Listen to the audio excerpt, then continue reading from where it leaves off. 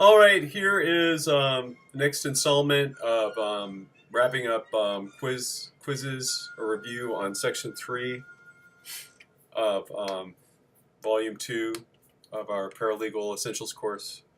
So the first section we're doing here is evidence. In a rape case, semen found in the vagina of the victim matching the defendant would be what kind of evidence as to the rape? Circumstantial. In a rape case, semen found in the vagina of the victim matching the defendant would be what kind of evidence as to sexual contact between the victim and the defendant? Direct.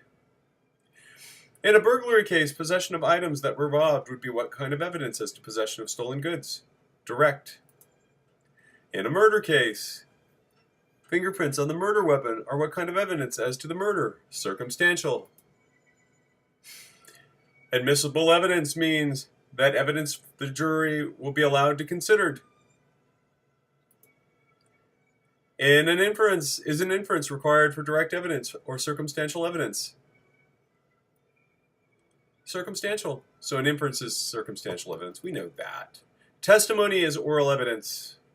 In a murder case, evidence that the defendant knew the victim would be in a murder case, evidence that the defendant knew the victim would be what kind of evidence as to the murder? Circumstantial. In a burglary case, a videotape showing the defendant in the home committing the burglary would be what kind of evidence as to the burglary? Direct. In a burglary case, possession of items that were robbed would be what kind of evidence as to the burglary? Direct. So now the next section is hearsay. Hearsay is always admissible. True or false? False. Hearsay is admissible, but only if it falls under an exception. True. Hearsay is inadmissible unless it falls under an exception. True. Hearsay always involves a statement made out of court. True. Hearsay is part of the rules book of court. Hearsay is part of the rules of court. True. Hearsay is almost never admissible. False. Hearsay is always involves in-court testimony. True. If hearsay falls under an exception, it will not be admissible. False. There are only exceptions to the hearsay rule. False. Hearsay will never apply to administrative hearings. False. Okay, that was hearsay. Interviewing! Woohoo! In an interview, the paralegal should avoid asking leading questions. The field interview involves someone other than the client out of the office. It is important for a paralegal to remain neutral or flexible during the interview, allowing the discussion to flow naturally.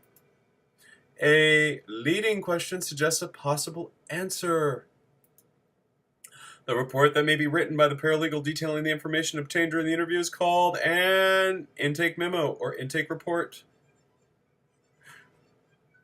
Stages of litigation. Preparing a brief in support of a motion for directed verdict primarily occurs during what stage of litigation? Trial. Legal research primarily occurs during what stage of litigation? Pre-trial, trial, post-trial. All the above.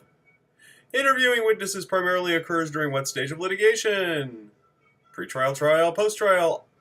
Nope, it's just pre-trial. Interviewing witnesses primarily occurs during what stage of litigation? Pre-trial. Discovery preparation primarily occurs during what stage of litigation? Pre-trial. Drafting a notice of appeal primarily occurs during what stage of litigation? Post-trial. Preparing a motion of summary judgment primarily occurs during what stage of litigation? Pre-trial. Drafting a motion for judgment NOV primarily occurs during what stage of litigation? Post-trial. Prepare a trial notebook primarily occurs during what stage of litigation? Pre-trial. Arrange for a deposition primarily occurs during what stage of litigation? Pre-trial.